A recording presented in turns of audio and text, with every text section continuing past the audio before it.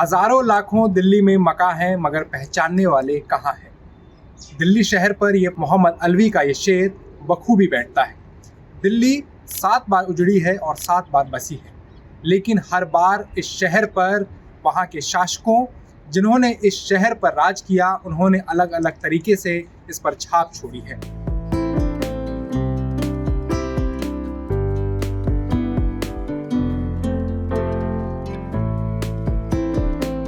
दिल्ली के चकाचौंध भरे ग्रीन पार्क में स्थित छोटी गुमटी ऐसा ही एक मॉन्यूमेंट है जिसका भविष्य अब अधर में लटकता हुआ दिख रहा है।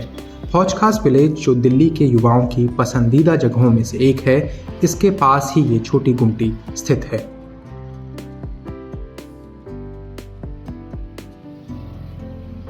अभी हम मौजूद हैं दिल्ली के ग्रीन पार्क के छोटी गुमटी स्थान पर। इस जगह के बारे में कोई भी अभी तक स्पष्टता नहीं है कि ये कब बना, लेकिन माना जाता है कि ये लोधी एरा यानी कि सल्तनत एरा के दौरान ये गुंबद बनाया गया था। यहाँ के स्थानीय लोग इसे छोटी गुंबद कह के बुलाते हैं।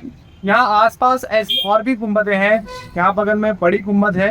लेकिन अभी हाल ही में प्रधानमंत्री की जो इकोनॉमिक एडवाइजरी काउंसिल है, उसने एक रिपोर्ट सबमिट की है प्रधानमंत्री नरेंद्र मोदी को, जिसमें कहा गया है कि राष्ट्रीय महत्व की जो इमारतें हैं, जो मॉन्यूमेंट्स हैं, उसको रैशनलाइज करने की ज़रूरत है। जिसमें उन्होंने खास तौर पर ये बोला है कि छोटी गुमटी जो ग्रीन पार्क में है, इसको लिस्ट से हटा देना चाहिए।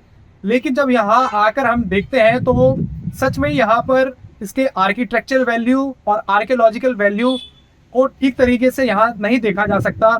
लेकिन और यहाँ पर आसपास के जो स्थानीय लोग हैं, उनका भी ये कहना है कि इसकी वजह से 100 मीटर के दायरे का जो नियम है, उनके घर बनाने में, उनके कंस्ट्रक्शन करने में यहाँ पर दिक्कतें आती हैं। अब देखना होगा कि आर्कियोलॉजिकल सर्वे ऑफ इंडिया यानी कि भारतीय पुरातत्व विभाग रैशनलाइजेशन की प्रक्रिया शुरू करती है या नहीं।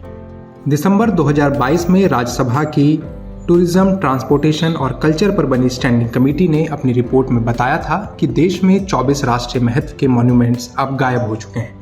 2013 में आई कैग की रिपोर्ट के अनुसार 92 मॉन्यूमेंट्स उस समय गायब थे, लेकिन बीते कुछ सालों में एएसआई ने 68 मॉन्यूमेंट्स का रेवेन्यू रिकॉर्ड, गैजेट नोटिफिकेशन और फील्ड विजिट के जरिए पता लगा लिया है। लेकिन एएसआई से रिटायर हो चुके अधिकारियों का कहना है कि ब्रिटिश काल के समय से ही मॉन्यूमेंट्स की सूची चली आ रही है और इसे फिर से बनाने की अब ज़रूरत है, क्योंकि इसमें बहुत सारी ब्रिटिश सिमेट्रीज और ग्रेव्स यानी कि कब्रें और मकबरे शामिल हैं, जिसका अब कोई राष्ट्र महत्व नहीं बच गया है। पूरे भारत में नेशनल इंपॉर्टेंस यानी कि जो सेंट्रली प्रोटेक्टेड मॉन्यूमेंट्स हैं, जिसकी देखभाल आर्कियोलॉजिकल सर्वे ऑफ इंडिया करती है, उसकी संख्या 3695 है। और राज्य सरकार के तहत जो मॉन्यूमेंट्स आते हैं, उसकी संख्या 4500 से ज़्यादा है। लेकिन पहली बार इस तरीके की बहस चल रही है और इस तरीके की बहस पर जोर दिया जा रहा है केंद्र सरकार की तरफ से भी। और बहुत सारे रिपोर्ट भी हाल फिलहाल में आए हैं, जिसमें कहा गया है कि मॉन्यूमेंट्स की रैशनलाइजेशन यानी कि उन मॉन्यूमेंट्स को लिस्ट से हटा देना चाहिए जिनका राष्ट्रीय महत्व अब नहीं है। तो ऐसे लिस्ट एक बनाने की कवायद अब शुरू हो चुकी है, जिसमें राष्ट्रीय महत्व शब्द को डिफाइन किया जाएगा, क्योंकि AMASR एक्ट जो 1958 है, उसमें नेशनल इम्पोर्टेंस को डिफाइन नहीं किया गया है। जिसके बाद ही ये बहस चल रही है कि नेशनल इम्पोर्टेंस शब्द को क्या माना जाए।